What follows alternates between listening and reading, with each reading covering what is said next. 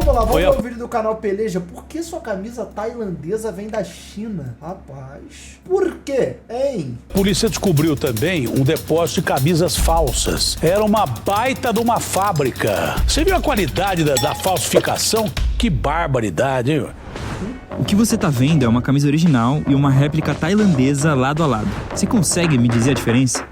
Em 1º de abril de 2024, o assunto mais falado das redes sociais foi um vendedor da Shopee que anunciou as camisas de futebol por R$1. Além das reações óbvias de acreditar que era tudo uma pegadinha, um golpe, milhares de pessoas decidiram apostar na sorte. Mas a loja acabou banida e ninguém chegou a perder dinheiro. Mais do que um momento bizarro na internet, esse dia mostrou como o mercado de camisas piratas, principalmente as tailandesas, está consolidado no Brasil.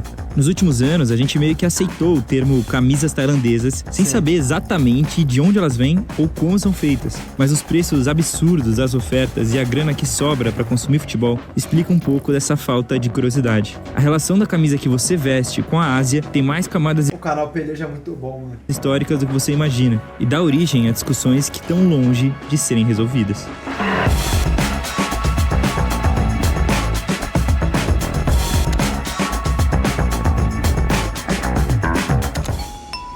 Quando um time lança seu novo uniforme da temporada ou alguma versão especial muito bonita, já é normal escutar alguém falar que espero que os tailandeses já estejam trabalhando. Além do preço dos produtos originais não serem muito atrativos para boa parte dos torcedores, as réplicas tailandesas viraram uma febre no mercado internacional pela qualidade e semelhança com as oficiais. Ironicamente, quase nenhuma delas é produzida na Tailândia, mas uma junção de fatores históricos, econômicos e culturais fizeram elas serem conhecidas assim. Tá. Dá uma olhada nesse mapa aqui. Antes da China dominar um mercado mundial, a Tailândia era referência na produção e comercialização de produtos piratas com seus famosos mercados noturnos. Bangkok já foi considerada a capital da pirataria e uma empresa de advocacia chegou a abrir um museu de produtos falsos por lá, com milhares de peças que foram confiscadas em processos contra a violação de direitos autorais. Thailand is famous for its counterfeit goods. You can buy just about anything here. Knockoff Prada bags, iPhones, Ray-Bans, even Viagra. A Tailândia está no centro do Sudeste Asiático, tem uma posição privilegiada no trânsito dos produtos e aproveita suas fronteiras com Camboja, Laos e Myanmar. Se tu comprar um Viagra falso, o efeito prático é você broxar? Por exemplo, para receber a maioria deles, que são produzidos na China e no Vietnã. Os custos de trabalho e a capacidade de produção em massa fizeram esses dois países se destacarem na exportação de produtos variados, enquanto os tailandeses focaram na sua especialidade, fazer roupas. A ironia é que, apesar da fama em relação à pirataria, quando se trata de roupas, a Tailândia ganhou reconhecimento internacional pela qualidade dos produtos originais, de grandes marcas, produzidos nas suas fábricas. A gente analisou um relatório sobre a indústria têxtil de lá, e o texto mostra como eles têm muita matéria-prima, que faz boa parte da cadeia de produção girar no próprio país. Os tecidos e a mão de obra de qualidade superior atraíram empresas e Bangkok chegou a ter um projeto de governo para se tornar uma das capitais da moda na Ásia. No setor esportivo, as camisas feitas por eles se tornaram referência máxima de qualidade. E é por isso que as réplicas mais fiéis do mercado são chamadas de tailandesas, mesmo que a grande maioria seja produzida na China. É tipo colocar uma marca, um selo de qualidade, para tentar conectar quem compra, mesmo as falsas, com a ideia de um produto melhor. Faz sentido. A história dos tecidos também é muito importante na cultura chinesa. A produção e comércio da seda na China Imperial deu nome à Rota da Seda, uma das redes comerciais e culturais mais importantes do desenvolvimento das civilizações e do contato entre Oriente e Ocidente. Já no século XIX, as fábricas de algodão de Xangai ficaram conhecidas como a indústria-mãe da China e marcaram os primeiros passos do avanço industrial deles. Mas os processos que conectam a China ao mercado massivo de camisas de futebol é mais recente, com as reformas econômicas dos anos 70 e nas décadas seguintes, com o país se tornando o maior exportador do mundo. A mão de obra em grande quantidade e barata, junto com os planos de estrutura e logística, fizeram as empresas globais migrarem a maior parte da sua produção para a China, iniciando a onda mundial do Made in China.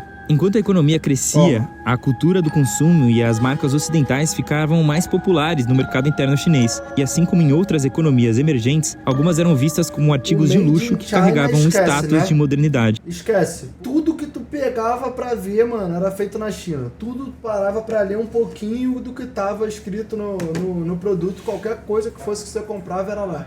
It's only just opened, and already it's a major attraction in Beijing, the biggest Adidas store in the world. Beijing residents have caught the Olympic fever, and the German sportswear manufacturer is busy surfing the tidal wave of excitement.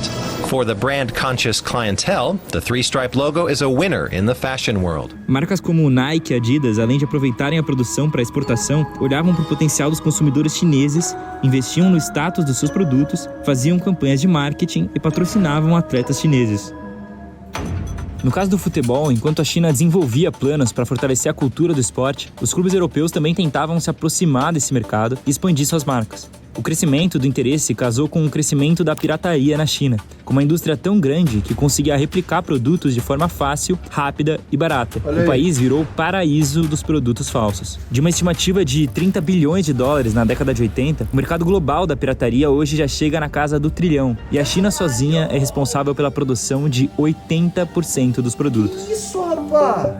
Tudo isso reflete nas vendas das camisas de futebol atualmente. Enquanto o esporte ficava cada vez mais caro de consumir, os produtos piratas melhoraram e o acesso a eles ficou mais fácil. Ao mesmo tempo, o futebol ficou ainda mais forte como expressão estética, de moda e de identidade. As camisas se tornaram peças desejadas por diversos públicos, e a busca por modelos diferenciados, retrôs e alternativos só poderia ser solucionada pela indústria chinesa. Tem até as famosas camisas conceito, com designs que viralizam nas redes sociais e nem chegam a existir. Isso aí é loucura. Tem vagabundo que realmente, acredita que uma camisa realmente existe, porque você já viu na internet, já viu gente usando, mas a camisa nunca foi lançada, tá ligado? É só um bagulho que fizeram, acharam maneiro assim, pá, e reproduziram. Isso é bizarrice. Como produtos oficiais, mas são produzidas por causa da demanda da galera. Plataformas como a Pinduoduo e Taobao estouraram na China e no mercado ocidental, enquanto no Brasil, a Shopee virou o grande centro das réplicas e alcançou diferentes classes. Diferente de outros casos de falsificação, quando se trata de camisa de futebol, nenhum torcedor se sente lesado ou enganado por comprar um produto inferior. Os torcedores sabem exatamente o que estão consumindo e não tem nenhum problema com isso.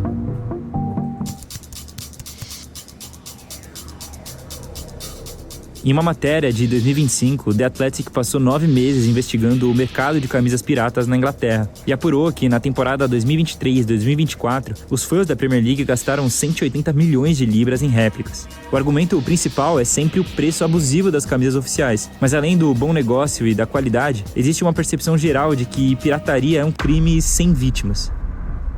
Sim. Esse é o ponto principal que autoridades e forças de segurança tentam contestar, afirmando que esse mercado causa um prejuízo econômico enorme para as economias locais e para os clubes. Mas eles também costumam argumentar que em muitos países o dinheiro da pirataria serve para sustentar o crime organizado e tem até relação com tráfico humano e terrorismo.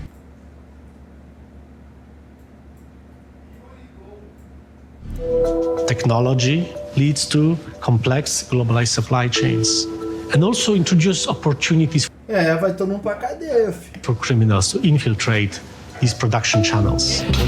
And I'm not only talking about health and safety risks, but I'm also talking about financing criminal networks, about corruption that can be driven by illicit trade, poor working conditions in factories that produce counterfeit goods.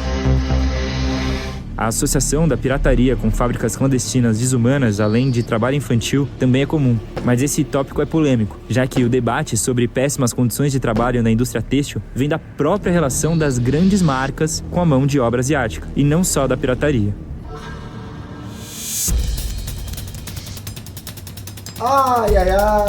No início dos anos 90, um escândalo atingiu a Nike.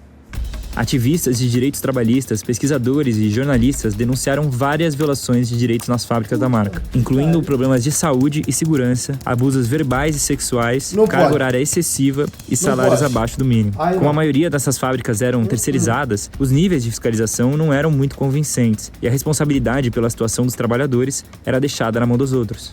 And we were going to live on the workers' wages, $1.25 a day for the next month.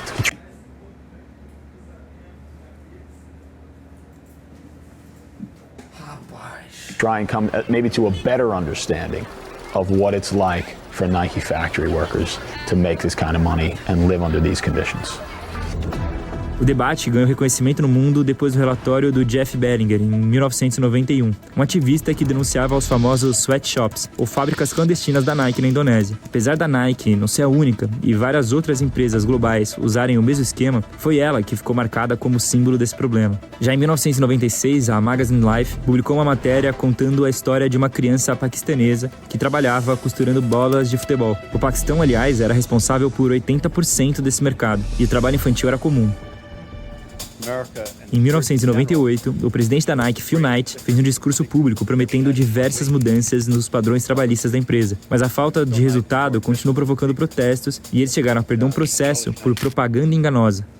One columnist said, Nike represents not only everything that's wrong with sports, but everything that's wrong with the world. So, I figured that I'd just come out and let you journalists have a look at the great Satan up close and personal.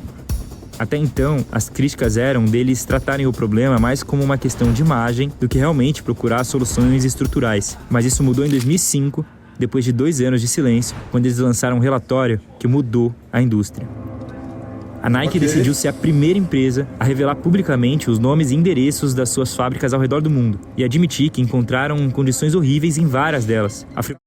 Passo para transformar a transparência e a responsabilização das grandes marcas.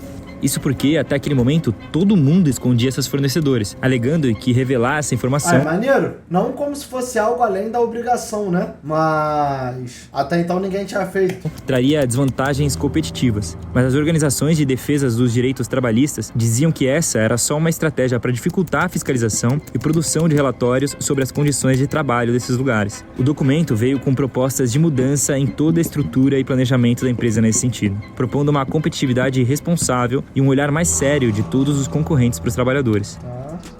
Esse ponto de virada foi positivo, mas isso não significa que os sweatshops pararam de existir. Nas últimas décadas, outros escândalos menores surgiram com algumas marcas, mas a ideia da maioria delas é mostrar que esse tipo de fábrica agora é usada para produzir os produtos piratas, mesmo que isso não seja verdade em todos os casos. De qualquer forma, a pirataria gera discussões sobre ética, sustentabilidade e sobre o futebol moderno em geral, e também escancara suas contradições. Mano, a minha opinião sobre essa questão é um bagulho que já estourou no Brasil há um tempo também, né? O meu problema não é diretamente com quem compra, porque aí a gente já tem que entrar num debate social de que a gente vive num país que existe uma desigualdade muito grande, às vezes as pessoas querem se vestir com uma camisa de um time, querem botar a camisa do time que torcem e tal, e o preço é muito elevado, e acabam encontrando, através das camisas tailandesas que a gente fala, né, e o vídeo explica muito bem que não é bem assim, uma alternativa mais viável, que não estopore seu orçamento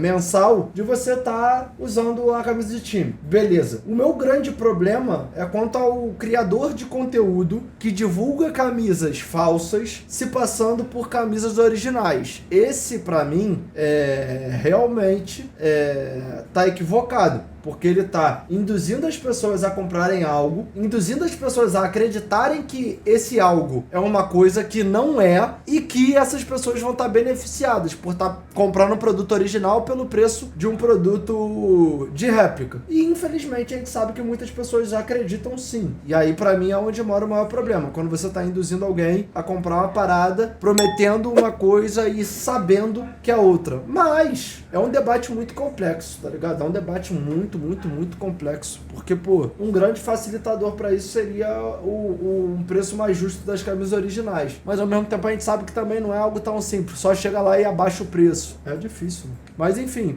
vídeo foda do Peleja, mais um, né, para não perder o costume, e eu vou ficar por aqui.